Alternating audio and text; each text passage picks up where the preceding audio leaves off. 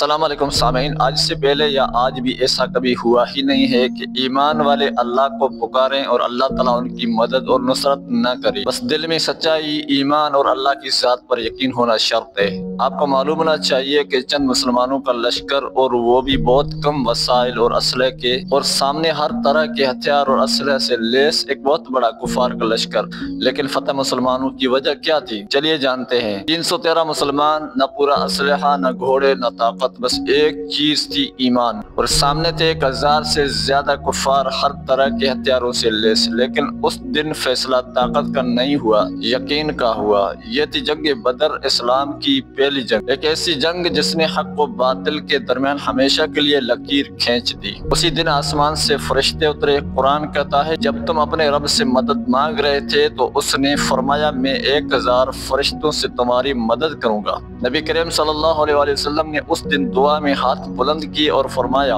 یا اللہ، اگر آج یہ مٹھی پر مسلمان مار دیے گئے تو زمین پر تیرا نام لینے والا کوئی نہ ہوگا۔ یہ صرف جنگ نہیں تھی، یہ ایمان، سچائی، صبر اور قربانی کا امتحان تھا۔ اور پھر اللہ کی مدد آئی، فرشتے اترے اور اسلام کو پہلی عظیم فتح نصیب ہوئی۔ جنگ بدر ہمیں یہ سبق دیتی ہے کہ کامیابی تعداد یا ہتھیار سے نہیں، بلکہ سچے یقین، صبر اور اللہ پر بھروسہ سے ملتی ہے۔ آج بھی اگر حالات بگڑ جائیں، اگر دشمن طاقتور ہو جائے تو گھبرانا نہیں ہے، کیونکہ جب خلوص دل سے رب کو پکارا جاتا ہے تو آسمان سے آج بھی فرشتے اترتے ہیں۔ اور خوشی اس بات کی ہے کہ مسلمان آج بھی اللہ سے ہی مدد طلب کرتے ہیں اور اللہ پر یقین کے ساتھ ہی آگے بڑھتے ہیں۔ اللہ تعالیٰ تمام امت مسلمہ کو ثابت قدم رہنے کی توفیق عطا فرمائے، آمین۔ تو میرے بھائیو، دنیا ہمیشہ رہنے کی جگہ نہیں ہے، لیکن جب تک زندہ ہے انسان کو کسی نہ کسی مصیبت کا سامنا رہتا ہے، کیونکہ دنیا امتحان اور آزمائش کا جہان ہے۔ اللہ تعالیٰ ایمان پر خاتمہ فرمائے، آمین۔ اگر ویڈیو پسند آئی ہو تو لائک، کمنٹس ضرور کرنا۔ اللہ حافظ۔